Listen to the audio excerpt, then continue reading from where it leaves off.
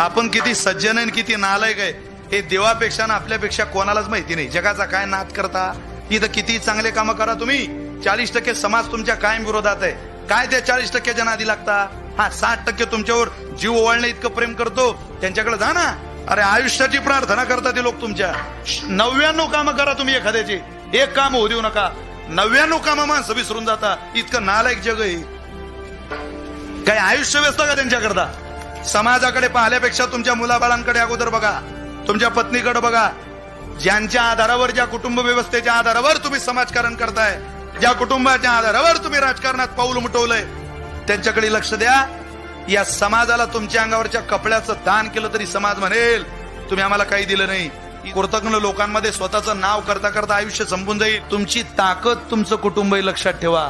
ज्या कुटुंबाला वेळ न देता सुद्धा जे कुटुंब इतकं जीव लावतं, त्या कुटुंबाला जीव लावण्याची गरज